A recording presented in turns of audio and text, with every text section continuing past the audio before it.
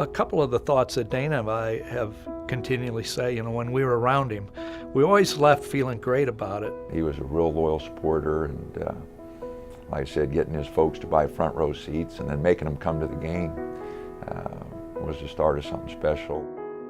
We still go back to when we first met him. Here was a 12-year-old that had more passion, more intelligence, more character than the two of us put together. We were just amazed by the energy and by the spirit of this young man, 12 years old, and his care for others.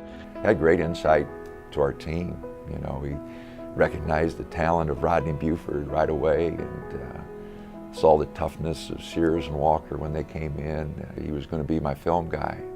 I was looking forward to that. Very mature young man, very articulate, smart young guy. We still talk about those first few times we were with him, and then how he handled everything for the 6 years that we knew him.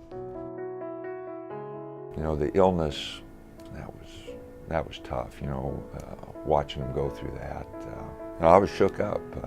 We talked about it, just how tough he was, and never complained. He was always more concerned about how I was feeling, how Bruce was feeling. A special relationship that ended much too soon.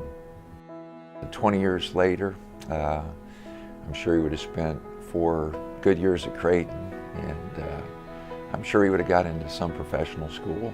Obviously, he could have followed his father's footsteps in the business, his intelligence, and his drive. That toughness and that energy that he showed fighting his disease, I think he would have thrown into any career.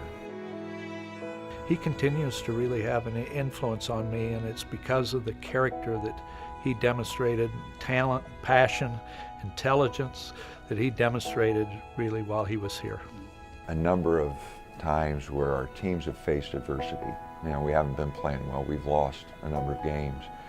I do talk to our team about real adversity, and I use DJ's story a number of times. I still use it today because I think the message is still the same. 20 years ago, would anyone have conceived that DJ's Heroes could have the impact that it has had? I was fortunate to go to the first 10 or 11 DJ Sokol luncheons, so I heard a lot of the stories. I always had great admiration for the young people who were able to accomplish what they had accomplished, and Peggy and Dave Sokol have been blessed, and they've passed that blessing on to so many others. The Sokols give us a tremendous example of what impact you can have when you reach out and say, I care for you, I believe you, I will help you, how can I help?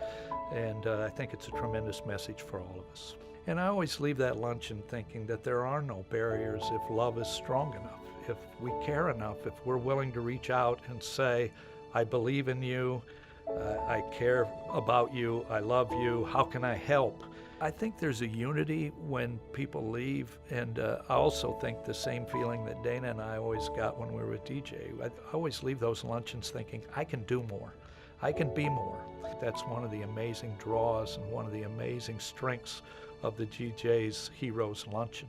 For the recipients of the scholarships, I want you to know that the name on those scholarships was a young man with great courage, great drive. He had the same dreams that you have.